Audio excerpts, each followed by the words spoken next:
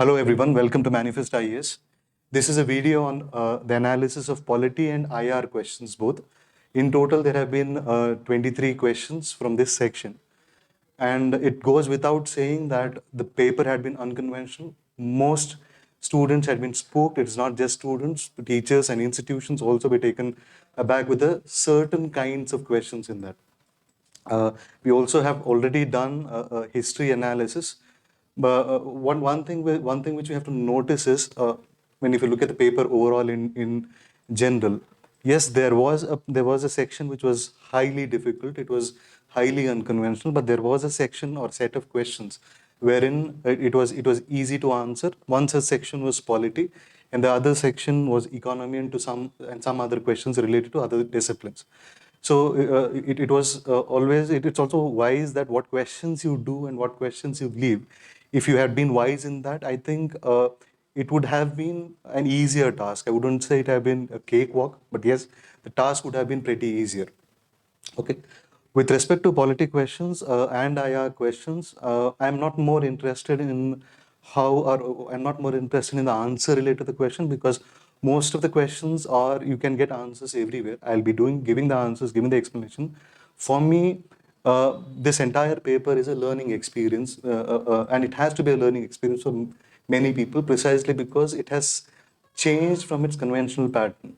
And in this video, just like the history videos which we did earlier, I'll be looking at the question, I'll be giving the answer, I'll be giving the explanation.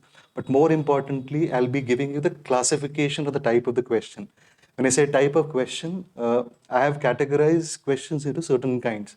And this categorization is from my strategy video, which we did before prelims. I did a strategy video on polity, and I did a strategy video on IR, society, and internal security, in which I classified polity questions into certain kinds and IR questions into certain kinds. So basically, what I'm trying to say is whether the strategy which I gave prior to exam was it right or on right lines or not, whether I'm able to classify all these 20 odd questions of polity into those 7 sections of polity and the other 3 or 4 questions of IR into those 5 sections of IR is what is the challenge.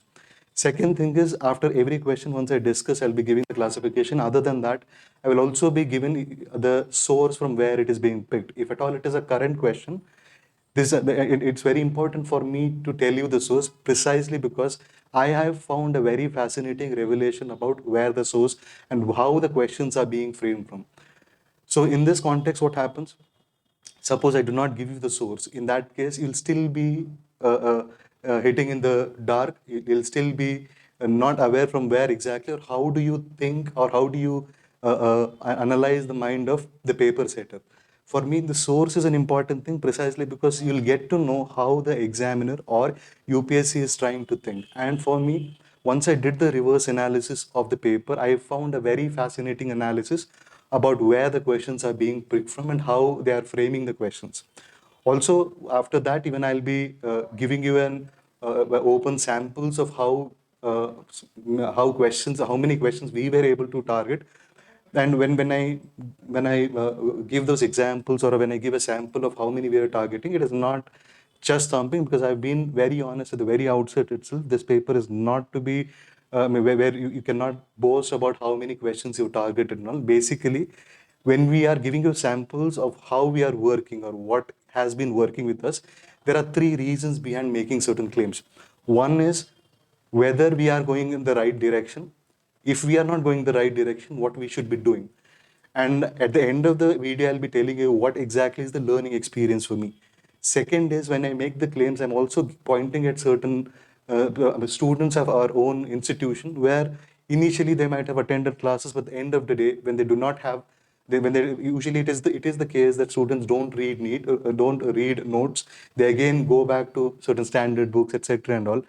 How harmful it is or how it is not correct precisely because you spent a year, and if you had read notes to an extent you could have managed the paper. So out of 23 questions, 19 questions were there either in the test series or in the notes. And also third thing is when you are giving a sample or a sample of what we are how we are able to target, this is also to clear the air in this mad rush of institutions. What happens after every exam, successive exams in prelims, and in an exam like this where almost all candidates are spooked, they will not be in a position to differentiate right from the wrong, whether coaching is necessary, whether it's not necessary.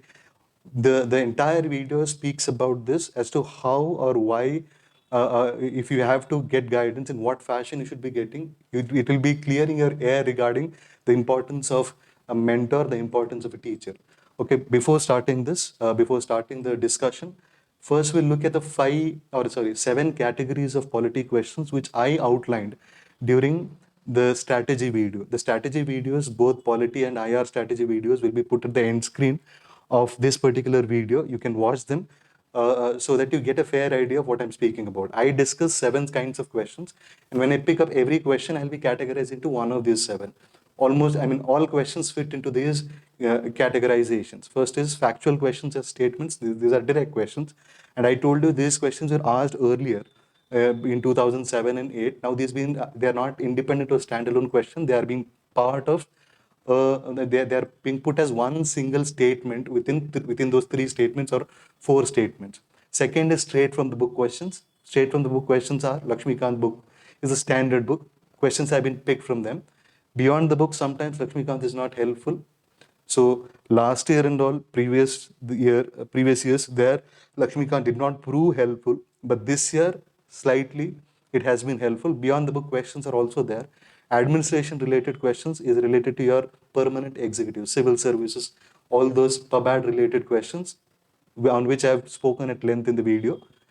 Then post-independent India plus polity. These are the interdisciplinary questions.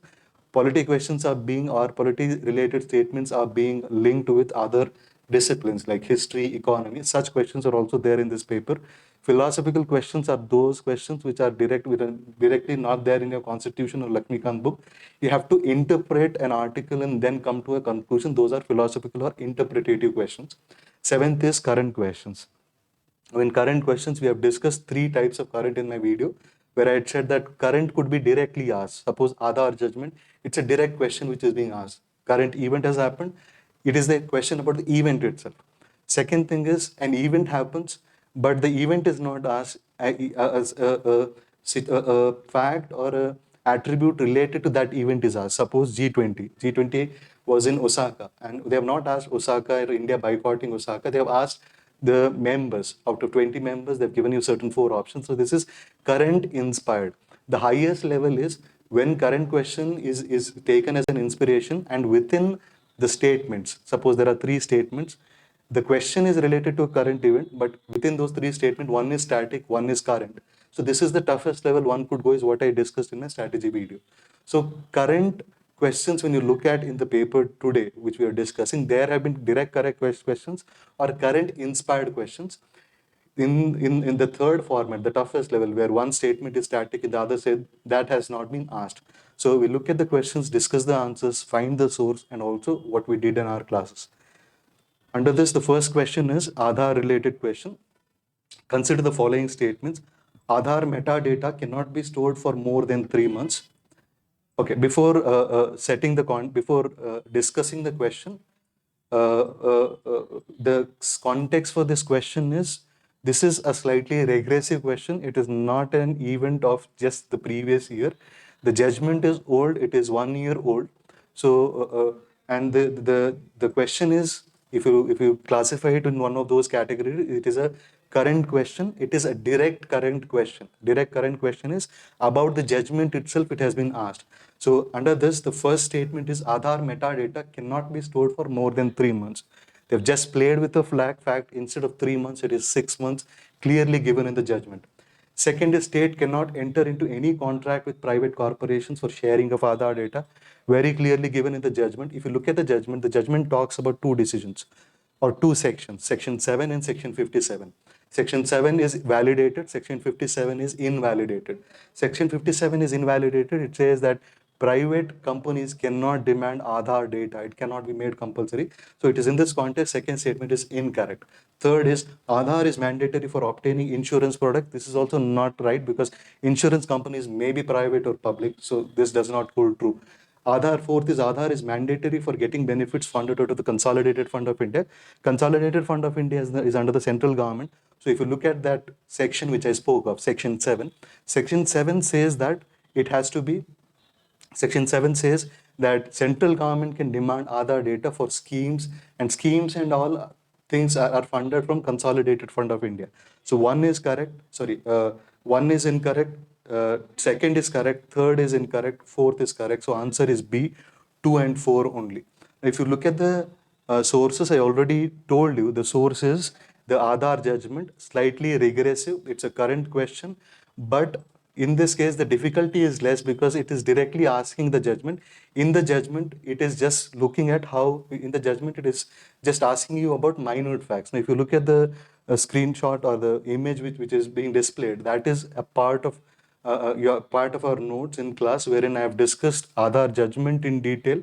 And at the end of the page, you'll just see a list where there are pointers, arrow marks. There I've given you where it is applicable, where it is not applicable, in what sections it is there and all. So this has been dealt in class. If you had just cared to if you just care to read notes very minutely, I think this question was easily done. Okay, so and also one more thing, wherever questions have been asked in test series and all, so it is taken for granted that it has to be there in class notes. So because there are many questions in test series also which have come up, that once I say that it is there in the test series, also means that it is in class, because our classes in test series are almost they sync with each other. Now Aadhaar question I have not asked in the new test series. In the old test series it was there, because this is an issue of yesterday, so the previous year. Next is Rajya Sabha has equal powers with Lok Sabha. In for the first question, the first option is the matter of creating new All India services. No, it is not an equal power. This is a special power of Rajya Sabha under Article 312. So this is incorrect. Amending of the constitution, yes, here both have equal powers. Lok Sabha and Rajya Sabha have equal powers. Just I'll give an input on this. What exactly does this mean? Third is the removal of the government. In the removal of the government, it is the Lok Sabha which plays a key role and not the Rajya Sabha. So Rajya Sabha has no say in it. Making cut motions is also a budgetary function. Even in that, Lok Sabha has exclusive power. Rajya Sabha does not have any power with respect to that. It is only in amending of constitution both have a key role or an equal role. Now in this, what kind of a question is it? This is a question which has come straight from the book, or it is current inspired also. Now when I say it is current inspired, what do I understand? I told you I made a very fascinating reveal. At least I have been revealed in that particular fashion only. When I was just analyzing the entire paper, if you look at polity questions are based on three things. One is it is politics of the time, it is COVID. Third is it is language play or word play. When I say politics of the time, I'm referring to the politics after 2014. What we have been seeing after 2014 is slightly a disrespect towards the constitution, compromise with the constitution, compromise with the parliament, disrespecting the parliament. In parliament, Rajya Sabha has their functions are being curtailed, and also independent institutions are not being able to function, and also in that judiciary is also being compromised. Now, if you look at almost all the questions, they are directly or indirectly related to the politics of the time, and I'll prove it with every question. Second is it is or it is related to COVID and COVID impact on Indian political system, or it is a language play. Now, what is language play? Where all there has been a word play. If you look at my strategy video also, I very clearly mentioned how it has been, how language play or there is a word play in polity questions also. So in polity questions specifically. Now, how is word play done in these questions? We will discuss with the next, there are some questions where there is a word play. Those we'll be discussing. Now, this question has said it is current inspired. What is the political event it is related to? I've told you, Rajya Sabha has been in news for all the wrong reasons. Money bill, many bills are being passed as money bill to circumvent the powers of Rajya Sabha. Recently, Rajya Sabha, there was a ruckus, many members were suspended. So in a sense, it is a disrespect towards the parliament, and Rajya Sabha particularly is being considered as good for nothing. In that context, this particular question has been picked up. So one thing which you have to remember is UPSC will be asking you even the most political questions in a very neutral language or a neutral fashion. Many people are under the impression that since All India Services is or civil servants are to be neutral, they need not focus on political aspects. That's a very wrong notion to look at. You should be knowing political events, but you should be sharp enough to put that in a neutral language, and UPSC exactly does that. There were very political issues like Ayodhya, Article 370 revocation. Even earlier also, there were issues related to the tussle between the center and the state, like LG issues between center and Delhi. All those questions have been asked, but in a very neutral language.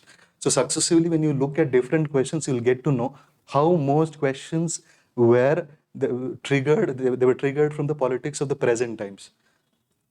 So if you look at the claim also, then in notes we have clearly covered the amending procedure. In the amending procedure, there is only one difference between Lok Sabha and Rajya Sabha. Though they are equal in powers, in terms of procedure, there is only one difference. I very clearly mentioned in the notes. I have said that whenever there is a bill related to constitutional amendment being introduced in the Lok Sabha, it has to go to a committee. It is if it is a private member bill. So a constitutional amendment bill could be a private or a government member bill. If it is a private member bill which goes to the Lok Sabha, in that case, it will go through a committee called Committee of Government Assurances, Committee on Government Bills and Assurances. Committee on Private Member Bills and Assurances. In this, I'm missing the name, Committee on Private Bills and Resolutions. So this is a committee which is there only in the Lok Sabha, and every constitutional amendment bill which is introduced by the private member has to go through this committee. This is the only procedural difference. It is not a power difference. So Rajya Sabha and Lok Sabha are equal. You can look at your notes, you'll get a clarity on that. Next is, with reference to the funds under Members of Parliament Local Area Development Scheme, which of the following statements are correct? This is a current question. It's a direct question. One of the 7 categories is current. Under that, I have said, made categories like direct, inspired, and inspired. There are 2 kinds. One is something which is related to that question. Third kind of category is static and current mix. Just look at the news item which is there. The news item is opposition slams. I mean, this is related to MP lads being stopped in the event of COVID for 2 years. Now, this is one question which is related to COVID and impact on Indian political system directly asked. Many students came to me like saying that no question in science and technology has been asked related to Corona, COVID, etc. and all. This has been always a trend with UPSC that they won't go for the most obvious things. They'll go for things where there is no focus or there is lesser focus of UPSC aspirants. And COVID has impacted polity, COVID has impacted international relations. Only those questions have been picked. One such question is the MP lad question. If you look at the question, what does the question say? With reference to the funds under Members of Parliament Local Area Development Scheme, which of the following statements are correct? First is MPLAD funds must be used to create durable assets like physical infrastructure for health, education, etc. Yes, this is correct. In the MPLAD scheme, which was started in 1993, initially it was 2 crore, now it is 5 crore. Here, what is the MP gets the authority to recommend projects. When he is recommending projects, he or she cannot recommend any random project. It is there is a specific list which is there. Out of that list, one has to be selected. So it is not a complete discretionary power of the MP to select a particular project. So there is a clear clause that religious activities, etc., won't be permitted under MP-led. So first statement is correct. Second is a specified portion of each MP's fund must benefit SC/ST population. Yes, a fund is reserved for them, for SC/STs. Third is MP-led funds are sanctioned on yearly basis and the unused funds cannot be carried forward. This is incorrect because MP-led fund is a non-lapsable pool. What is a non-lapsable pool? Something which is not spent does not lapse, it continues in the next year also. So third statement is incorrect. Fourth, the district authority must inspect at least 10% of all works under implementation every year. Yes, this is a fund where MP and district magistrate coordinate. MPs recommend, district magistrate have the function of executing the public policy. If you remember, one question is also there of bureaucracy, implementing public policy. This is what is implementation. They look at the implementation of the projects. So in this case, except the third statement, all the statements are correct. So it is D124 only. Now let us see whether it has been done in our test series. Yes, if you look at the test series, it is there for display. If you're not able to see it clearly, the PDF of this discussion will be there in the comment in the description section. You can just have a look. If you look at this question also, the question has been very apt in terms of it matches directly with what has been asked. This is the test question of this year. MPLAD scheme was in news recently. Consider the following statements about it. The fund given under it constitutes a non-lapsable pool. One option we've been able to target. Second is a part of the funds are reserved for SC/ST group. This has also been asked. So it's heartening to know that we are able to match with respect to what has been asked. Next is, so I've told you, see if it is there in test series, it has to be there in our classes. And I've very in detail, I've covered this in my current JOTS lectures.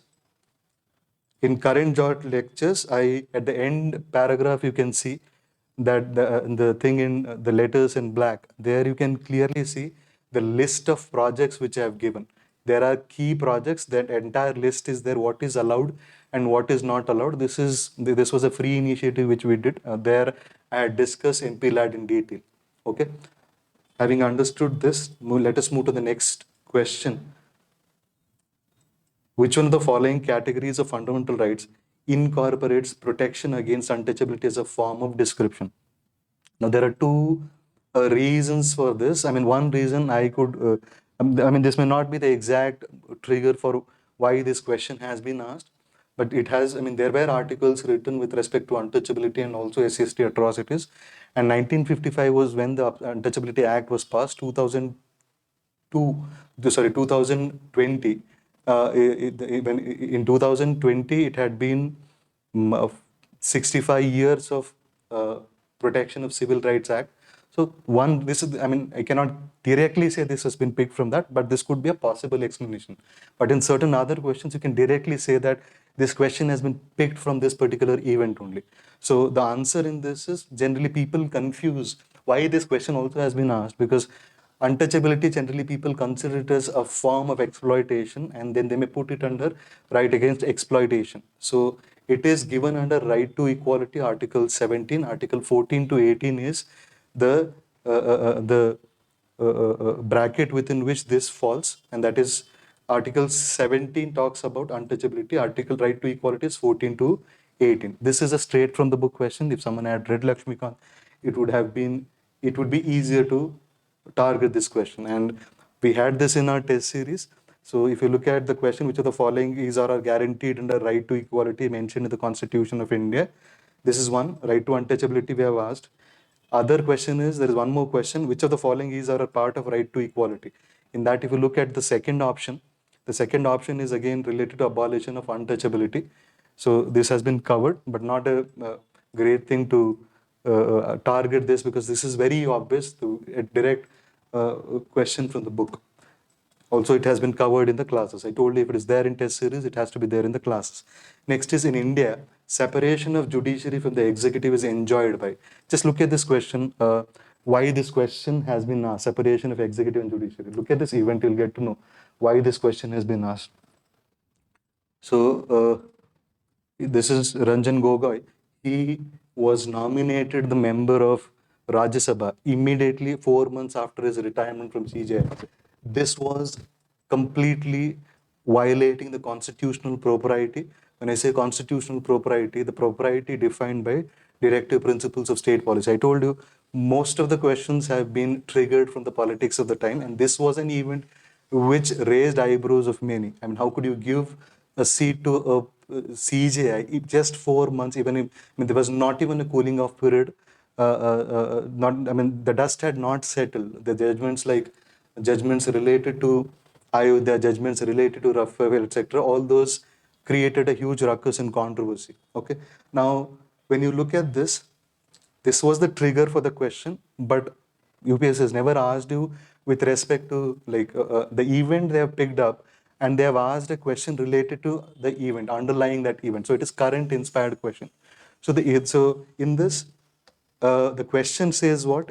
In India, separation of judicial and executive is enjoyed by, is enshrined in which section it is given? It is given in directive principle of state policy. It is there in DPSP in Article 50. Now, for me, why this source becomes important? Because when I'm taking it as a trigger for prelims, it can become a trigger for mains also. How could mains questions come up with the same event? So there is a topic related to this. So answer is B, that is very clear. Event also you got to know. Now, was it covered in a test series? Yes. Consider the following ideas: separation of powers, administrative efficiency, economic efficiency, which are the above were underlined in are underlined in the directive principles of state policy. All three are underlined. So separation of powers we have mentioned in our test series. Naturally, I said it is in test series. It is going to be covered in your notes also. Now, when you look at notes, I've given it in DPSP. At the end of the page, there is an Article 50 we have given, and also one more place we have done, separation of powers. Now, separation of powers is a topic which is not covered in Lakshmikant. For me, these events act as a trigger for not just for prelims question, mains question also. So they might ask you an independent question in mains also regarding separation of powers. What is separation of powers? Does India follow separation of powers? If not, why, etc. Advantages, disadvantages, etc. Taking this event itself as a trigger. Separation of powers has been asked earlier also. There is a possibility of this being repeated in the context of the event which has occurred recently. Okay, so a good question, not from the point of the conceptual thing, but the trigger is very clear and sharp in this case. Why this only has been asked. Next is, along with the budget, the finance minister also places other documents before the parliament, which included the macroeconomic framework statement. The aforesaid statement is presented because this is mandated by. Now, this is for me an interdisciplinary question. If you remember my classification of questions, I have given 7 categories. One is interdisciplinary polity mixed with history, polity mixed with IR, polity mixed with economy now. So in economy, one overlapping idea is there with between polity and economy. That is budgetary process. You study it in economy also, you study it in polity. So this question makes me regret a lot for many specific reasons, because when I was doing fiscal federalism in class, I gave 5 documents which finance minister submits, key to budget, highlights of budget, all those things. But I forgot to mention this particular idea that is a macroeconomic framework statement. I did not give it. This became a big issue because a macroeconomic framework statement was submitted, which talks about your GDP forecast, etc. and all. But it's heartening to know that this was covered in our economy class. In economy lecture, it was covered. This is submitted under what? It is submitted under D, that is Provisions of Fiscal Responsibility and Budget Management Act. This is the act which talks about fiscal deficit, which should be below 3%. So this is the act which it speaks about. So answer is D in this. But anyway, I mean, this is quite a learning experience for me, that intricate details or minute details should not be missed. And also what I have been doing this year with respect to classes and all is we are moving to more explanation, lesser of dictation, and more handouts, where we'll be able to cover more and more dimensions, more content related to a particular thing. For example, questions like G20 members and all cannot be dictated in class. It is better you give it's all those redundant materials should be given as a handout. That's a learning experience for me. Next is, okay, this is already, this is there in your test series also. It has been covered in test series. And when I say it is there in test series, I told you it will also be there in our classes. It was covered in economy classes. Okay. Next is, we'll go to the next question. You can just have a look at the test series with it asked. And in case it's not clear, the PDF will still be there with I mean, it will be uploaded in the comment in the description section. You can just have a look. Next is, a constitutional government by definition is. Now let us look at where do you categorize this question. For me, this question is beyond the book, or it is a philosophical question. Now this question or this statement or this conceptual clarity may not be there in Lakshman. Somewhere remotely it might have been mentioned, but for me, constitution and constitutionalism in itself is an independent lecture. This has to be done independently, explaining the history of constitution, etc. Now again, why such, this is philosophical question. It is underlying, it is interpretation of the constitution. These are like those tough questions, a tough nut to crack. For example, questions like what is liberty, what is equality, all are philosophical questions. Now my question is, why only such question is being asked?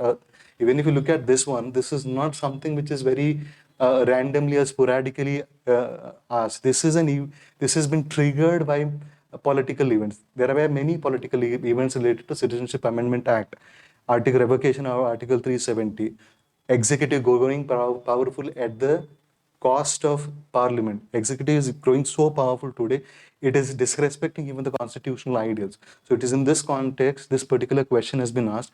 A constitutional government by definition is what? Now, if you look at you might come across, if you look at the statements, you might feel that almost everything is constitutional government, but government by legislature, popular government do not fit into. Popular government is democracy, it's not constitutional government. Multi-party government is again coalition politics, not constitutional government. Okay, suppose some people might say popular government is constitutional government, but not so, because something which is popular may not be constitutional. Give an example. Shall I give an example of this? Popular policies, for example, in temple entry in Sabrimala they don't want to bar it. So a government which believes in the people's policies and bars entry is a popular government. But a government which goes by constitution's ideals, that is, it believes in gender equality, will be a constitutional government. So populism and constitutionalism may not go together. What is constitutionalism? Constitution is what? It is a law. It is a fundamental document. So anything which is run according to the constitution is called a constitutional government. So when you're running according to the law, what will happen? You'll be a limited government. You'll be having a limited power. You cannot violate fundamental rights. You have to follow certain procedure in passing laws. So this is called a limited government. Now, when I was discussing in class, just we look at the answer is D in this. In this, if you look at, in the test series, we have very clearly given which of the following is the most basic function performed by the implementation of constitutionalism in the country. It is limiting the authority of the government. Exact statement as a question has been given in our test series.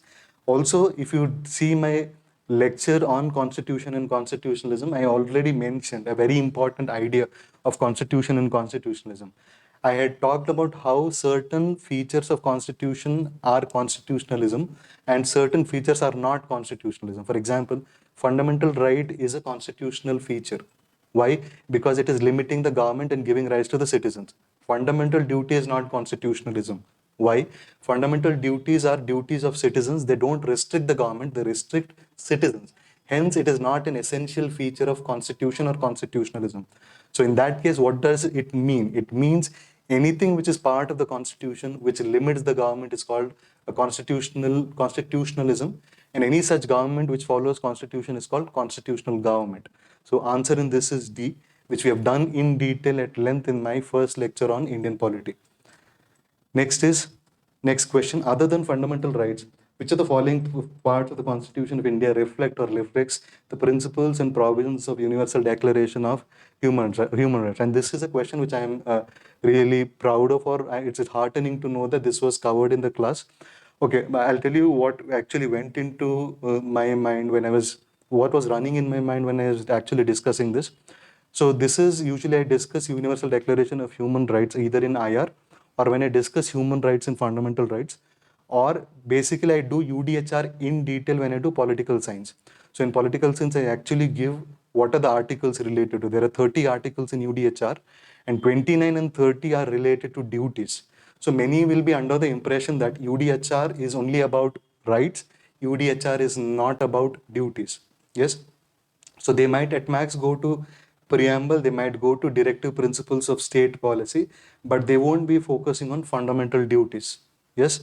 So if you look at the original document, the document of UDHR, UDHR speaks about various kinds of rights. It talks about civil political rights. It talks about economic rights. So when you look at preamble has civil political rights. It speaks about the directive principles, speaks about though not the right functions of the government, it still speaks about the economic rights. Yes, economic aspects.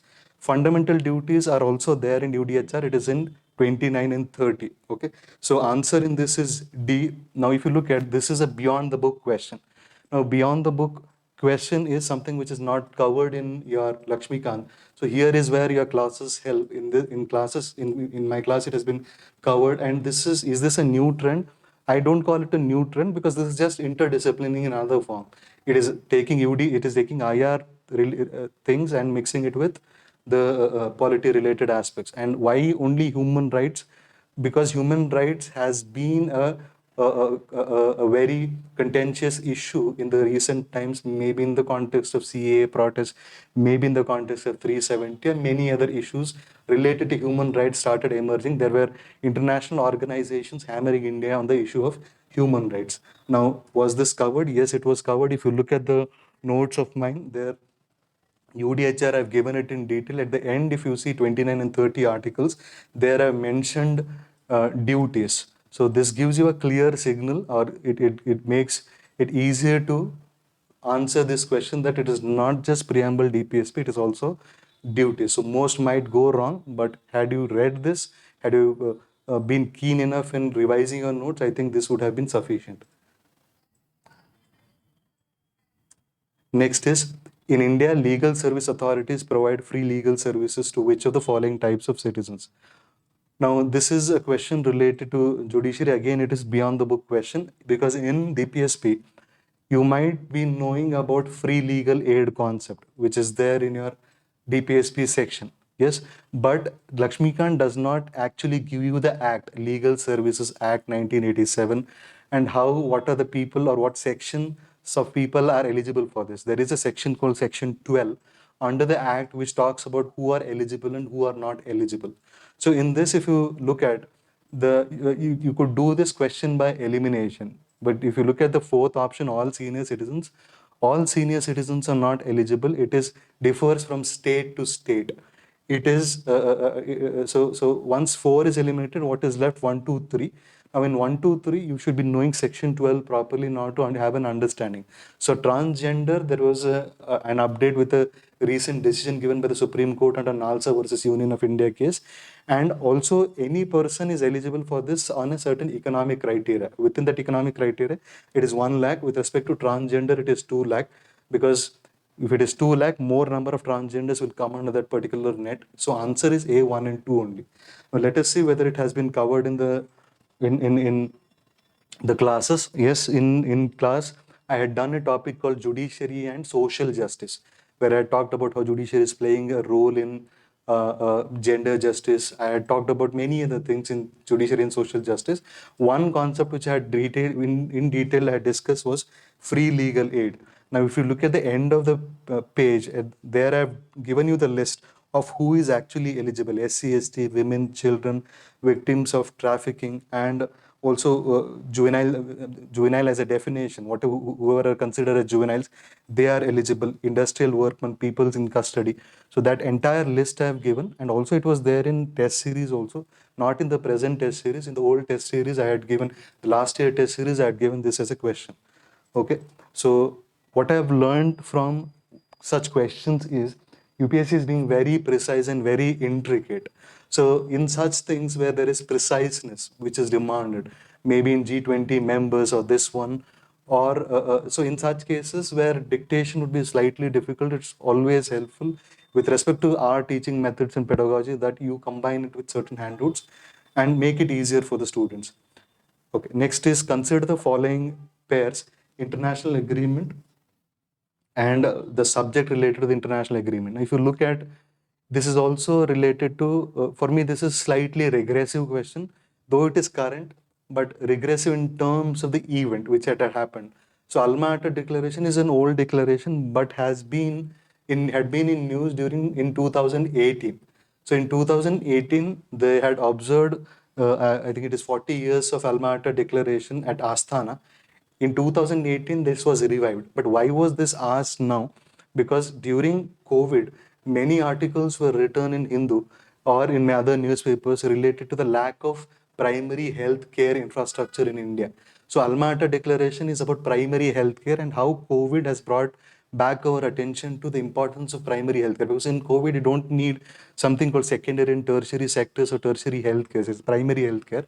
And in this context, Alma Ata Declaration is important, and it has remained a pipe dream even today. Is what is the indication being given under the question. So it is a trigger. I mean, this event is a trigger. Second is Hague Convention, biological and weapon. Hague Convention is related to your Geneva, so it is related to your children rights, related to the children abduction. Hague Convention is related to that. Adoption and also abduction is Hague Convention. This was there in news again during 2018 only. It is not the recent one. Biological and chemical weapons, that is related to it is Geneva Convention, not Hague Convention. Talanoa Dialogue is also 2018. It was covered in our previous current affairs classes. Global climate change is it is correct. So first is correct, third is correct, second is incorrect. Under two coalition, again a very regressive idea. I think probably 2015 it is under two coalition. It is global climate change. So in this, 2 and 4 are incorrect, 1 and 3 are correct. So this was covered in our classes. Okay, before this is a IR question. I just need to give you certain inputs regarding the IR question. What is the input? When I was discussing IR strategy, I had classified questions into 5 types. And I had made an observation that when you look at the 5 types, what are those? It is about UN institutions, non-UN institutions, IR geography related questions, and also questions related to international events and all. So this is a question which is related to international event. International event is, it could be an event or an issue or a convention, etc. For that, I also had given a tip in my strategy that read Hindu regularly for the events to register. Though you may not be remembering them explicitly, yes, if you just had read, okay, to read certain articles here and there, Alma Ata declaration would not have been a difficult question. Also, if you look at whether did we cover in this, yes, we covered. I had covered in my IR thing. In IR, when I was doing nuclear policies or nuclear policy of India and also the history of nuclear developments, we had started from PTBT and all those. In that, we had done Chemical Weapons Convention, Hague Code of Conduct, Biological Weapon Conventions, and all those. So with this, you could easily eliminate it. In my society class, I had done related to children abduction and children adoption, Hague Convention. So that with this, easily you could have answered this particular question. Next is a parliamentary system of government is one in which. Now again, why? So, okay, just making an observation before answering this question. If you look at questions in polity, they are mostly related to 4 sections: Constitution, fundamental rights, preamble, DPSP, not even duties, DPSP, and also parliament and judiciary. These are the 6 chapters from where questions have been asked. And they're all related to the politics of the time. Due to the politics of the time, FR are being compromised, DPSP being compromised, parliament is being compromised, judiciary is being compromised. So somewhere the constitution in total is being compromised. So somewhere or the other, they're coming back to the same question related to parliament, related to judiciary, or related to FR, DPSP, or constitutionalism in general. So if you look at the question, the parliamentary system of government is one in which all political parties in the parliament are represented in the government. Incorrect. The government is responsible to the parliament and can be removed by it. This is correct. We'll discuss what it is. The government is elected by the people and can be removed by them. This is democracy, not parliamentary democracy. It is parliamentary system is slightly different. The government is chosen by the parliament but cannot be removed by it before completion of a fixed term. No, both. I mean, in terms of election and all, it is by the people. In terms of responsibility, parliamentary system is called a responsible system. Why it is called a responsible system? In it, the executive, that is PM, Council of Ministers, are responsible to the parliament. If you have to be precise, they're responsible to the Lok Sabha. That is, Lok Sabha can remove the government. It can move no confidence motion. Such systems are called responsible systems, meaning executive has to be checked by the parliament. Yes. But there are certain systems which are not responsible also. Presidential system is not a responsible system. There is a clear-cut bifurcation between the executive and the parliament. So this is where separation of powers is clearly there in presidential system. In parliamentary system, it is not there. So B is the answer. This is straight from the book question, also current inspired. I told you what is the current event. Parliament being compromised time and again, where parliament India, so many articles were written this regarding India being a parliamentary system without a parliament is many such articles were written criticizing the functions or criticizing the role of executive in compromising with the functions of the parliament. So if you look at the class lecture before, when I was starting after your fundamental duties, I had started with Indian political system. In Indian political system, we had discussed parliamentary system, presidential system. We had also discussed semi-presidential system or the hybrid system and made a comparison of this. And with this, you could have easily answered this particular question. Anyway, Lakshmikant also had done this. So with that also, you could have easily answered this particular question. Next is, which part of the constitution declares the ideal of welfare state? This is straight from the book question, or also it's a philosophical question because it is interpretation of the DPSP, importance of the DPSP, ideas underlining DPSP, not DPSP in itself. So they're not asking specific articles. So it could be philosophical question or straight from the book directly. It is there in Lakshmikant. In fundamental rights chapter, it is very clearly mentioned that fundamental rights establish a law and order state or a police state, whereas DPSP establish a welfare state. So A is the answer, DPSP is the correct answer. Okay. Now, if you look at other things, fundamental rights establishes a police state. Seventh schedule establishes federalism. Seventh schedule talks about division of powers between the center and the state. Okay. Moving to the, was this covered in the class? Yes, it was covered in the class. Directive principles of state policy. With respect to directive principles of state policy, I've in detail discussed how directive principles of state policy is based on doctrine of progressive realization of rights, and in it I've also discussed how it establishes welfare polity. DPSP is responsible for developmental politics in India, and I also talked about enforceability, non-enforceability and all, which is another question, that is 18th question as per the set A as per this particular question paper. Next is, consider the following statements. Again, this is directly triggered by the events, the political events. One option is related to your basic structure. The second option is related to judicial review. Both were in news. I'll just give you the pictures of news items. Just look at this.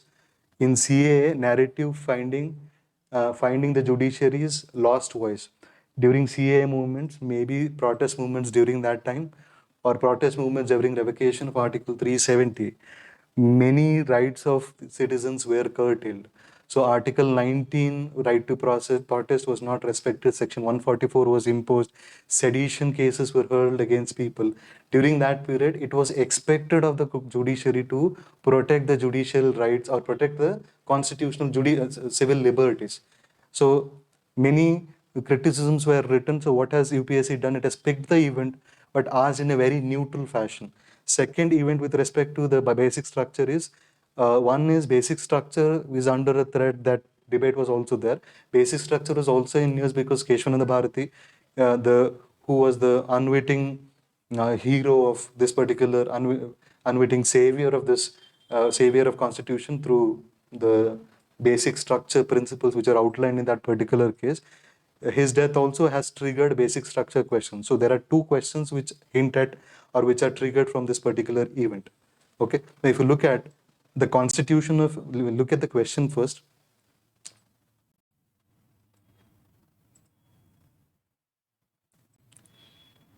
So the trigger I have discussed. We look at the options, the statements. The Constitution of India defines its basic structure in terms of federalism, secularism, fundamental rights, and democracy. Now, this is a pure wordplay.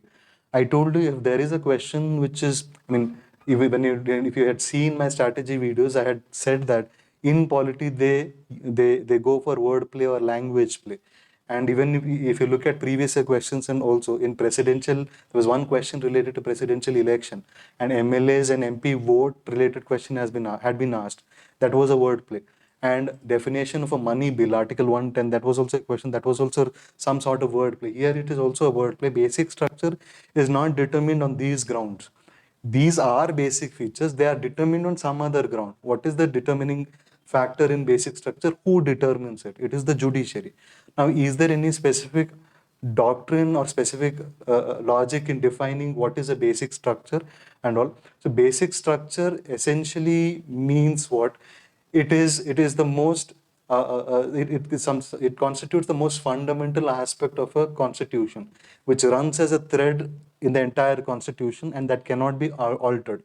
So federalism, secularism, etc., are all part of basic structure. They don't define basic structure. So existence of other basic features is not dependent on these. So others are not defined by this. This is one example. Federalism, secularism are examples of basic features. So that is incorrect. Second is the Constitution of India provides for judicial review to safeguard citizens' liberties and to preserve the ideals of the Constitution which it is based. Yes. Now, if you look at judicial review as a question, it could, what is judicial review? It examines constitutionalities of laws, it protects fundamental rights, it also manages federalism. There are three functions of judicial review. Very particularly, it has asked citizen liberties. This is why I find that right to protest, right to civil and political rights under Article 19 was a trigger for this particular statement. So first statement is incorrect, second statement is correct, B2 only is the answer. So did we cover this in our discussion or anywhere in our test series? Yes.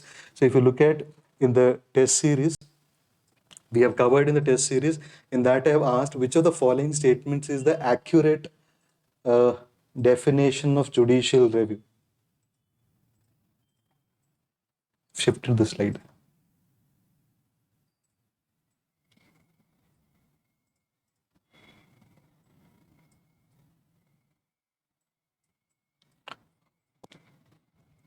Okay, in this I've asked which of the following statements is the accurate definition of judicial review. So there I've given slightly difficult options like constitutionality of laws, it examines whether a law violates fundamental rights, etc. and all.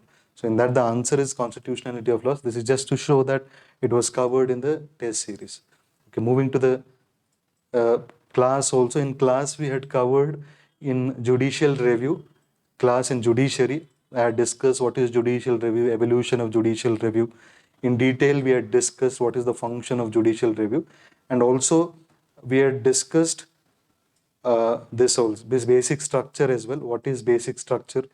How basic structure evolved, Keshavananda Bharati case, judgment, etc. With this also you could have easily done. If you had read notes, this question is a cakewalk. Next is next question.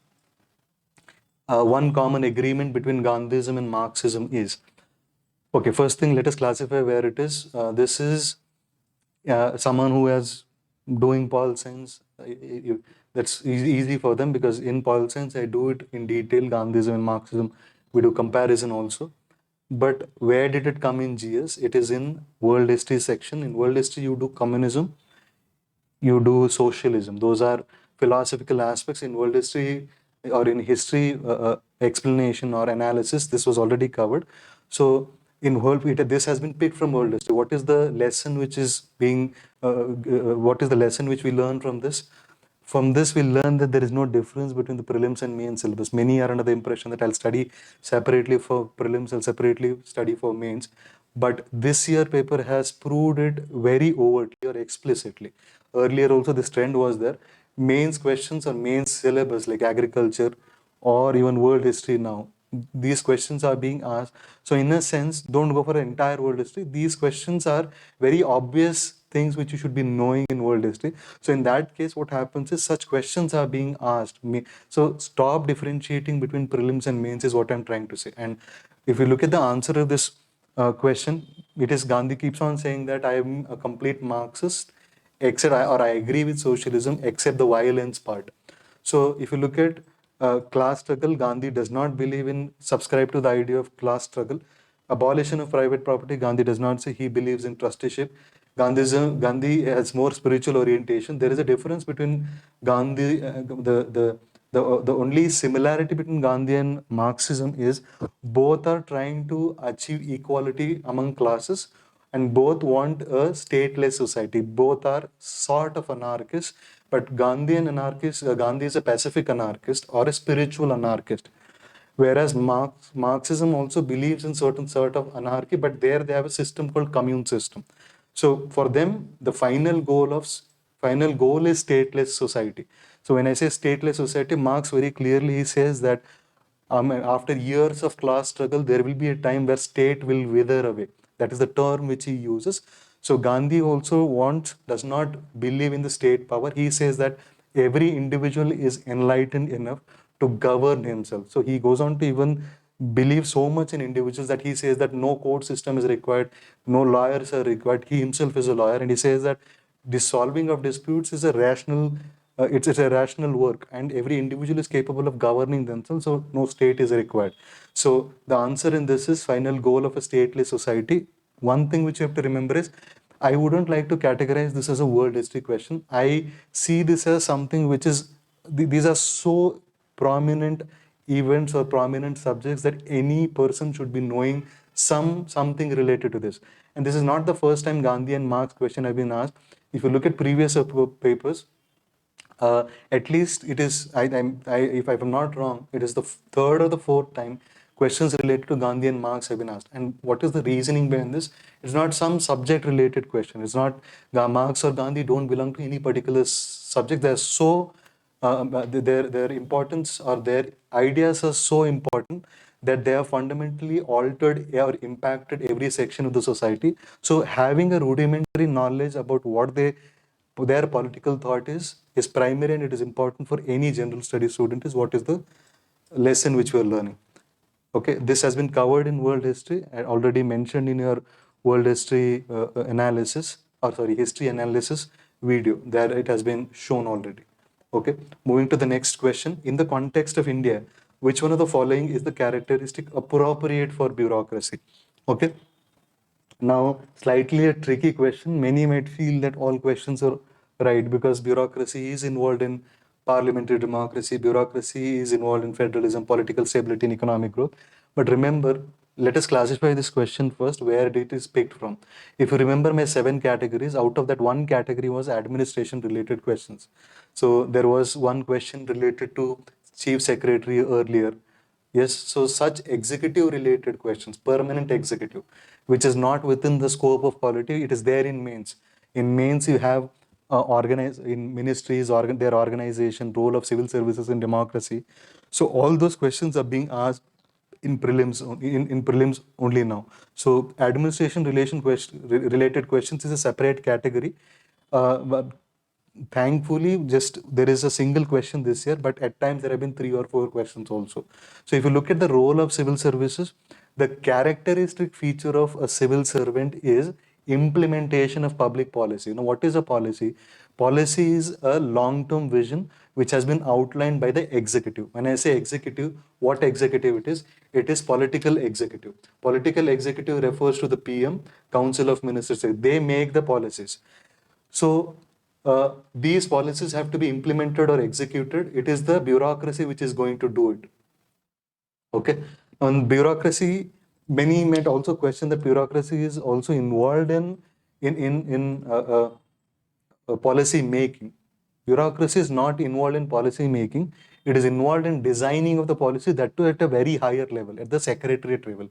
But the most appropriate function, the characteristic appropriate function or characteristic appropriate for bureaucracy is implementation. You might talk about political stability and economic growth because Indian civil services are involved in schemes and programs implementation, but that is a collateral function. And political stability is not the function of a bureaucracy.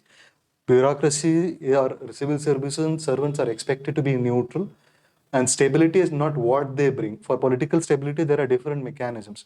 What are the different mechanisms for political stability? Suppose a government collapses also.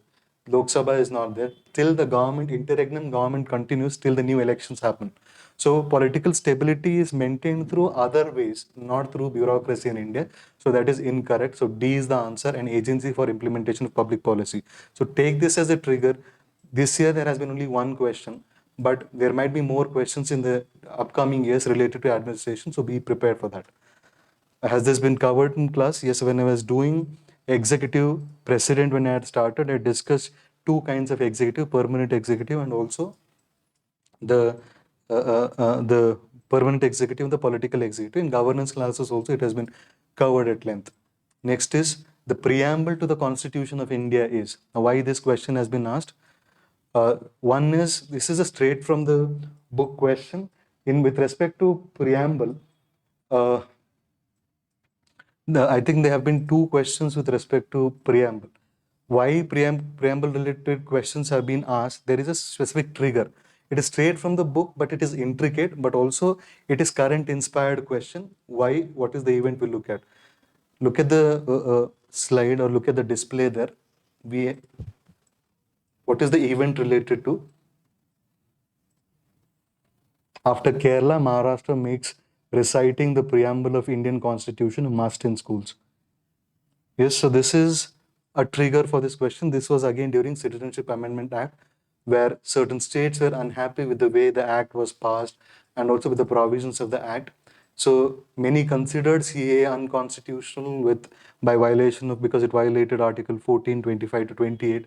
So in that case, many states felt that constitutional principles were being disregarded. So there is a need to reaffirm constitutional principles. So Kerala and Maharashtra made it compulsory. So in this context, the question related to preamble is asked. And preamble question has also been asked in a specific context. Keshavananda Bharati case also talks about or gives a judgment related to preamble, that it is a part of the constitution, etc. and all. Now we'll discuss the question and we'll come to a conclusion. What is the answer?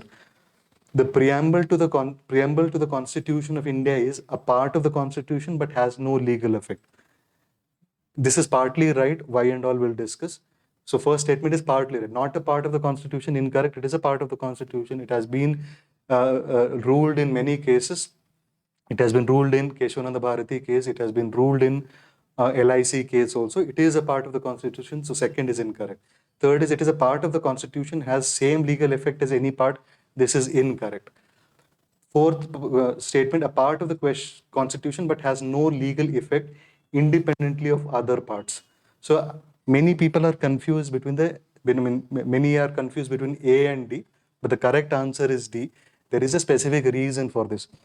For this, you have to know two things. One is, actually three things. One is whether preamble is a part of the Constitution. There is a specific case. One is the Keshavananda Bharati case judgment you should be knowing. Also, you should be knowing a specific concept called doctrine of preamble as a source of interpretation. Just we look at this. What am I trying to say? If you look at my class notes, I had talked about doctrines. Doctrine of preamble as a source of interpretation. Now, first part of the question or first part of the statement is very clear. That is whether preamble is a part of the Constitution or not. Yes, it is a part, that we agree. Now, with respect to its legal effect, what does it say? Legal effect, it has legal effect, but in a specific context. What do I understand by that? Okay, in Keshavananda Bharati case, it is very clearly said that preamble is a source of interpretation. What does that mean? So if I am suppose we consider two individuals, A and B. Okay. A goes to the court saying that certain aspect of preamble has been violated. I want it to be implemented. B goes to the Supreme Court and he says that Article 25 is being violated. And this is also a violation of the preamble. So I want you to look into this case. What will Supreme Court do? Supreme Court say you cannot seek justice for the violation of preamble itself, but you can seek justice for Article 25 because it is related to preamble. So what does this mean? Supreme Court can use preamble as a source of interpretation during a particular case. Any aspect related to the Constitution, if it comes before the Supreme Court, it can use preamble for clarity. That is what is called as doctrine of preamble as a source of interpretation. This was given in Keshavananda Bharati case. Okay. So what I'm trying to conclude, preamble in itself is non-justiciable, but it becomes justiciable with other parts. Is that clear? So that is what is the statement. So what is the statement?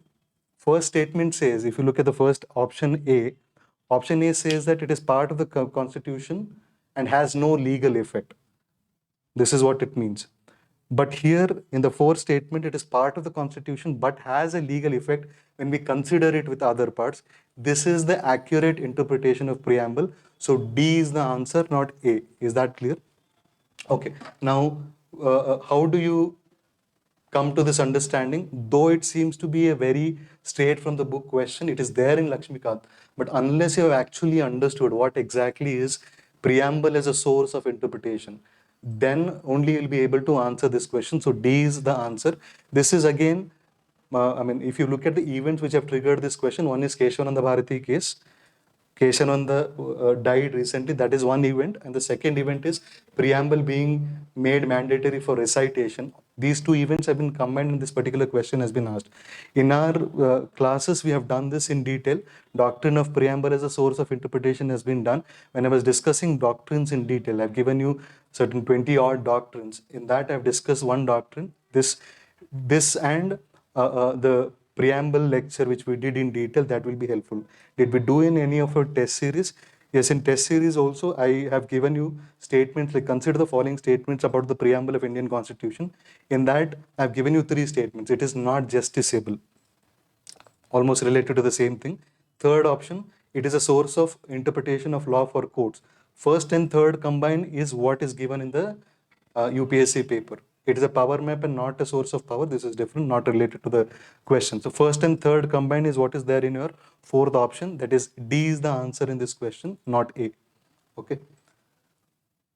Moving to the 17th question, gold tranche or reserve tranche refers to.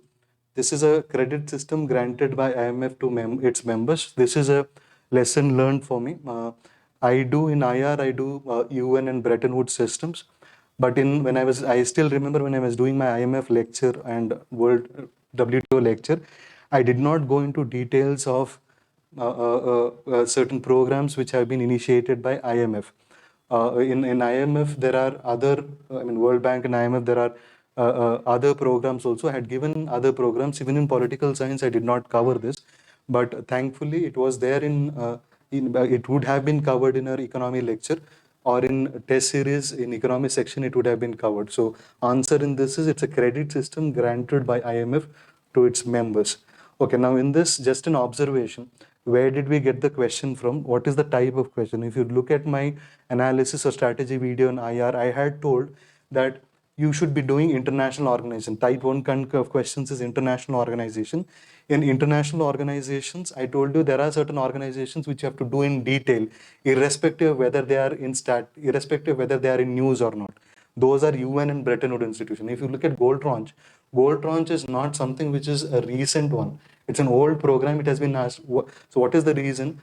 When I was analyzing itself, I had clearly told whether UN or other Bretton Woods institutions are in news or not, you should be doing them in detail.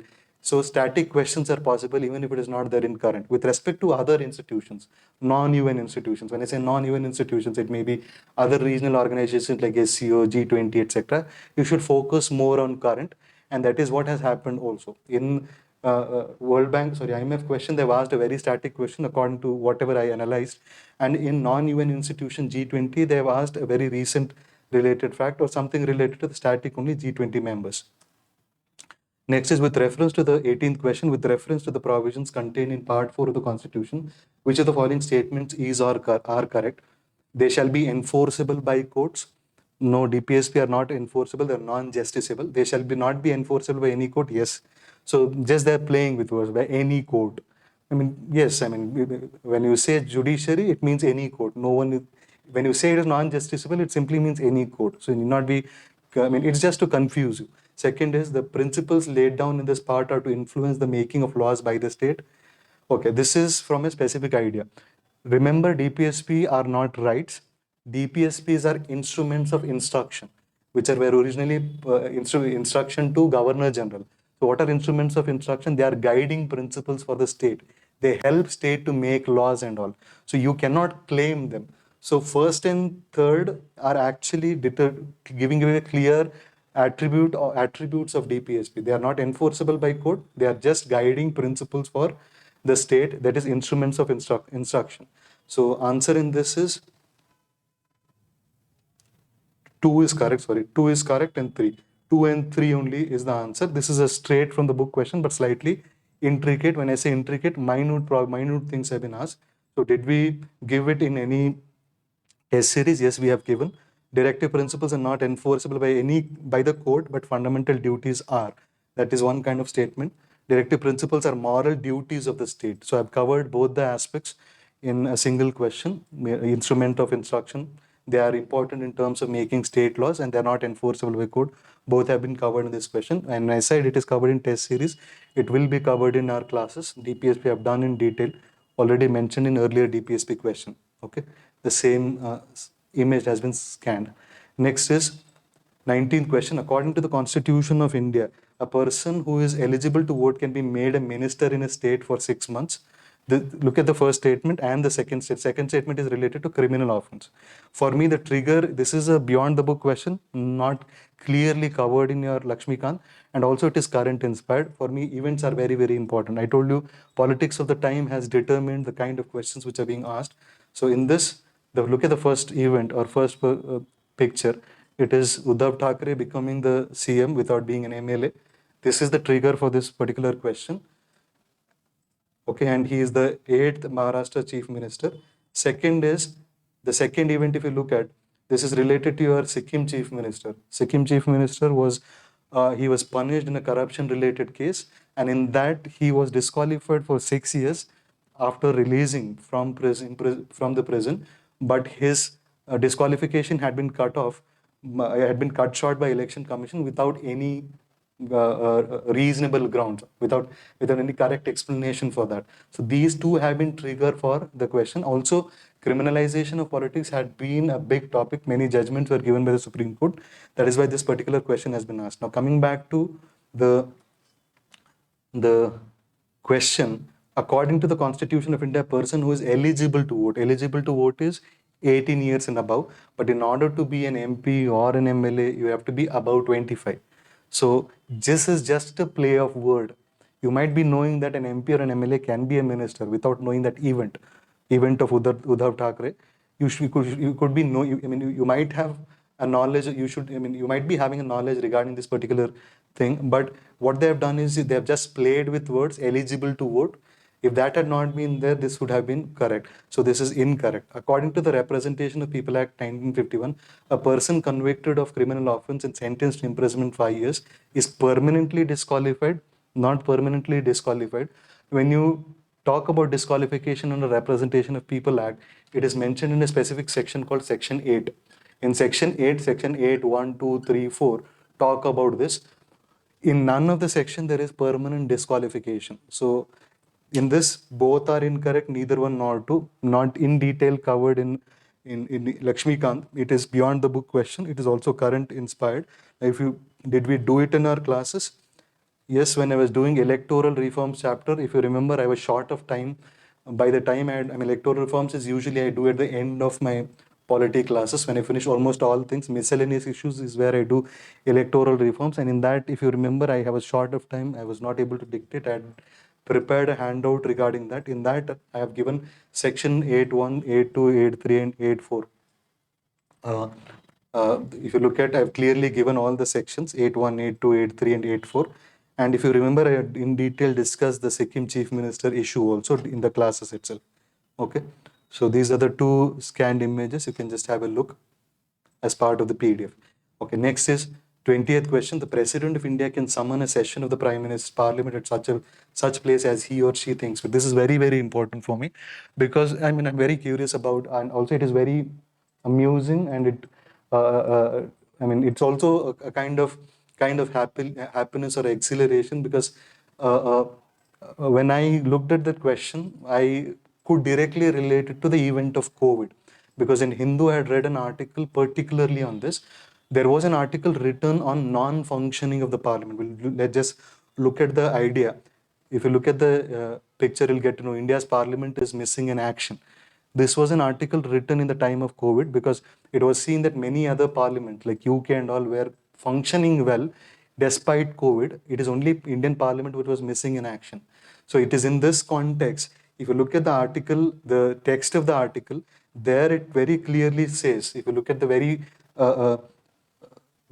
first or second line in that article, the scanned image which I have given, there it is clearly written, that line is given, the president may call the parliament wherever he deems fit. Basically, what is the article talking about? The article is talking about how our constitution makes provision for social distancing. It says that it is not just it's not like strictly we have to meet in those two houses only. Wherever president deems fit, you can meet there. And it is in this context it was written that Constitution of India had already thought about, I mean, situations wherein we could not meet at a particular place, events like COVID. So it is in this context it says that Parliament is not functioning, but it should function properly despite COVID, is what the article was talking about. And it is in this context only they have asked this question as well. If you look at, when you look at the statement itself, many might consider as he or she thinks fit. Looking at this, many might be put into a confusion whether it is any place he or she thinks fit. Is it possible? But yes, it is there in the article. Also, it has been asked because of COVID as a trigger. Second is, I mean, there were issues related to sessions, also extension of sessions and all. That is why the second statement has been asked. The Constitution of India provides for 3 sessions of the Parliament in a year, but it is not mandatory to conduct all 3 sessions. No, there is no provision like not mandatory and all. It only says that there should not, I mean, there should not be a gap of more than 6 months. So that does not mean that you can have 2 sessions. Even if the gap is exactly 6 months, it is still mandatory that you should be having 3 sessions. There is no minimum number of days that the parliament is required to meet in a year. Now, first statement is very obvious. We might, I mean, the first one where, I mean, the president summons a session, we do it. In third statement, I had given it in parliamentary reforms. When I was doing parliament, I said that there are problems with the functioning of the parliament in India.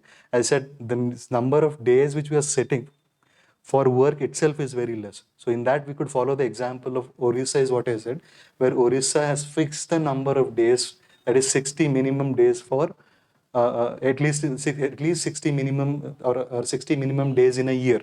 So that suggestion I had given. So is there a minimum number of days at present for Parliament? No, there is no minimum number of days. So 3 is correct, first is correct, C is the answer. Now if you remember our Parliament lecture, and when I discussed Parliament, I was discussing session. I was discussing the powers of the president with respect to the Parliament, and I also discussed parliamentary reforms, wherein I said how could Parliament be strengthened. In one of that suggestions, I had given that India could, or Parliament could follow the example of Orissa, wherein some minimum number of days should be fixed or it should be made mandatory. Okay. The next is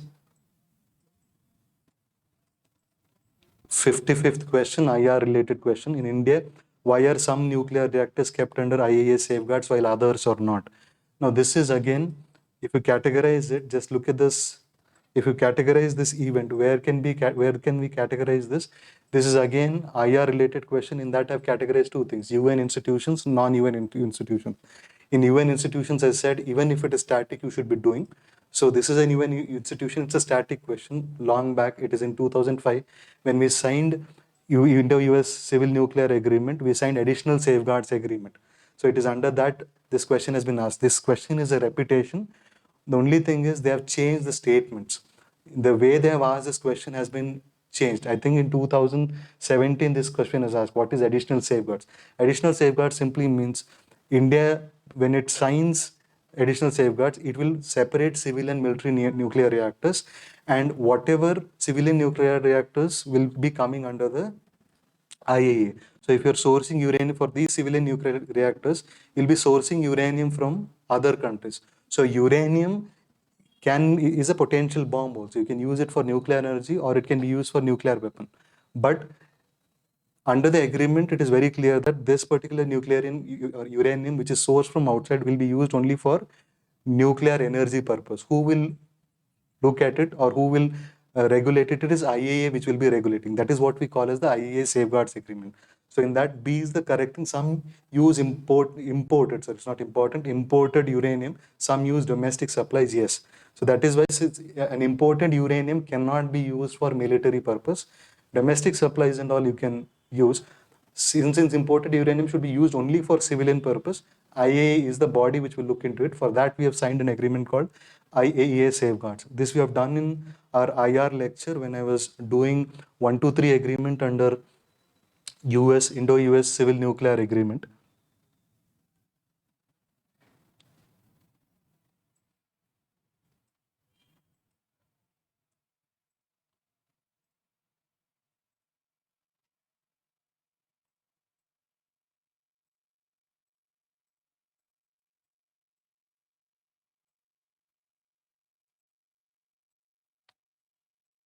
Slide change. Yeah. So what is displayed is the 123 agreement, which we discussed as part of India-US relations when I was discussing George Bush foreign policy in India and de-hyphenation. After that, we discussed what is 123 agreement, importance of 123 agreement, and IAEA safeguards, what does it mean and all. With this, you could have solved the question. Okay. So type of question I've already mentioned. What is the type? It is subtype 1, that is UN and Bretton Woods, static question. This comes under that classification. Next is, in which one of the following groups are all the four country members of G20? Now G20, why was it in news? Before answering the question, we look at the news. Before the news, what is the classification? It is international organizations, non-UN institution, current event. Now it is a current question only because G20 was in news. What is the news related to? The news is related to, in Indian Express, I mean there are many current affairs magazines or even newspapers have covered it. India boycotted Osaka track. What is Osaka track? Basically, it supports trade in of data flow of across borders. India supported data localization, so hence India boycotted Osaka summit or Osaka track. This particular issue was boycotted. It is in this context G20 had been asked.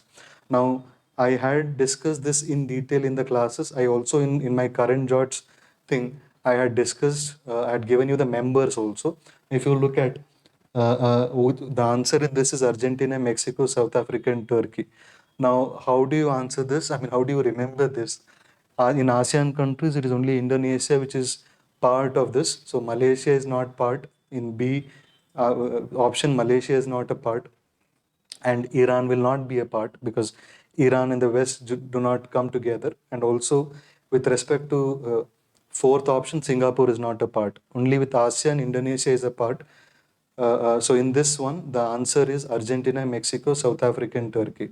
So did we cover this in our classes? I did. Osaka track was after once we finished our static portion. So what is displayed here is part of my current affairs lectures. Current Jots is a free initiative which we did. So during the time of COVID, we did not stop at the current class, I mean static classes. We had promised you the current classes also. So we moved to online and we did this. It was a free initiative for everybody. Osaka track I did. And also if you look at the PDF which was attached to the video, I had also given a map for G20 members. Now I also have learned a lesson. It's also a learning lesson for you. In case there are certain regional organizations, etc., and all where membership is need to be remembered and all, go for pictorial representations. It is easier to remember, like maps and all. And also don't remember membership of all. Remember members of regional organization where it is a small number, and remember those organizations where India is a member, maybe a member or an observer member, etc. If there are some 50-60 members, that is not important. There should be two conditions. India should be a member and the number should be small, reasonably small. G20 is still a small number because if you go for some kind of a classification, regional classification, you can remember it in chunks. And also at the end of the day, before the exam, just remember or revise those organizations which have been in news. So G20 was in news, so it was obvious that such a question would have been asked. We have covered it in our in static classes also. When does G20 emerge? What was the reason for emergence of G20 and all? Okay, that is the scanned image of class notes. Moving to the next question. Siachen Glacier is situated to the answer is north of Nubra Valley. The options are very close, but this would have, I mean, if you look at the news item, I've told you, okay, before that, let us know the classification. In IR, I made a 5-type classification. One kind of classification is IR plus geography related questions. Yes. So something which is related, some event happens in a particular place, that geography becomes important. If that is a disputed territory, then it becomes important. So if you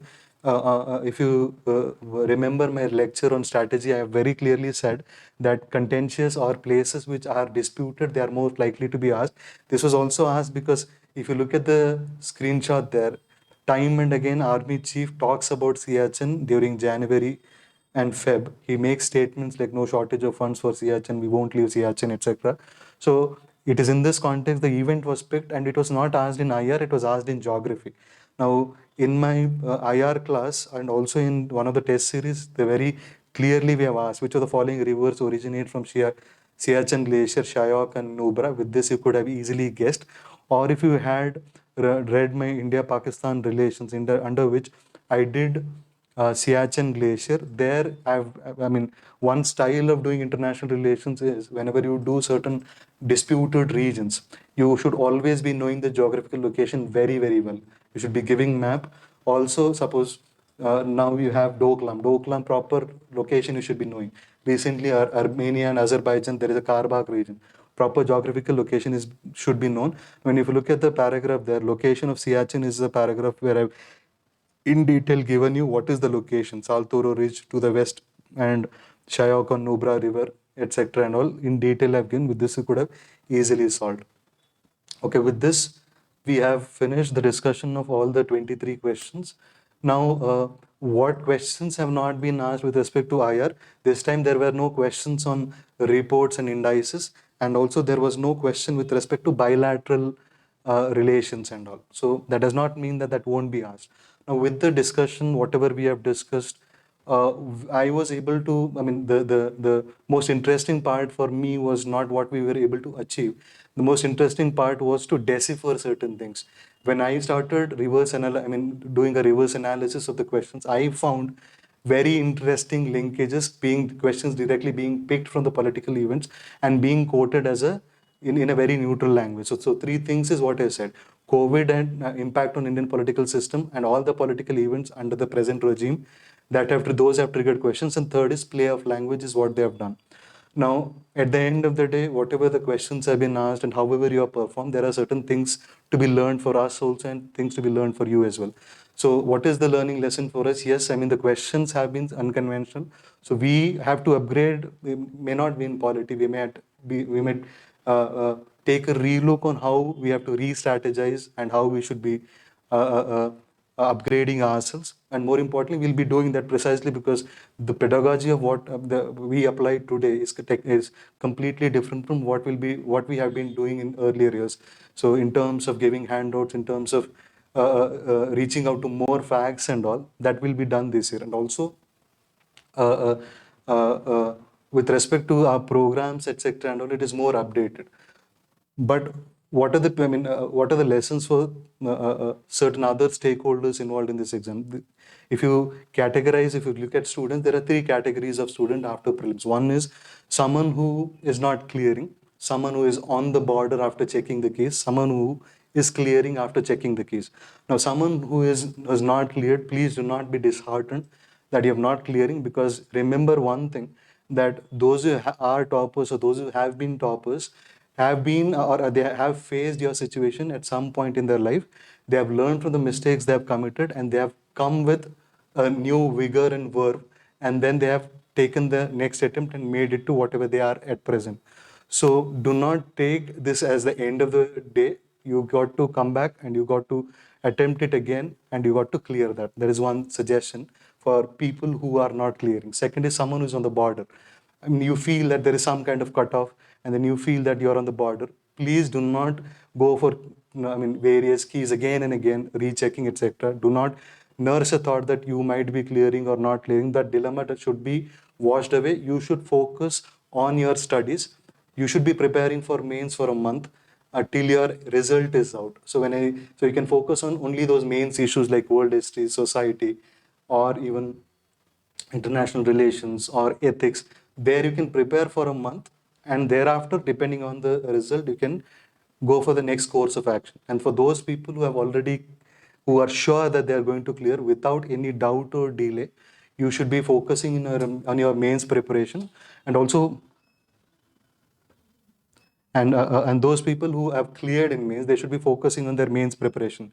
Now, mains preparation should be started off immediately, and also our aim is also the same at present. We are in prelims we have done decently well. We were able to target 58 questions, even with the kind of paper we have today.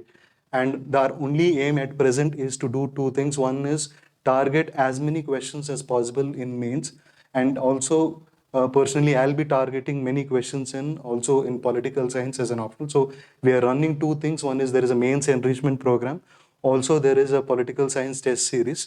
So any category of student, maybe people who are not clearing, maybe people who are on the border, or people who are clearing or preparing for mains, we are more than happy to help you. Feel free to approach us. And also people who are writing this mains, please stay safe, stay healthy, because your health matters, your performance depends on your health. Thank you, have a great day.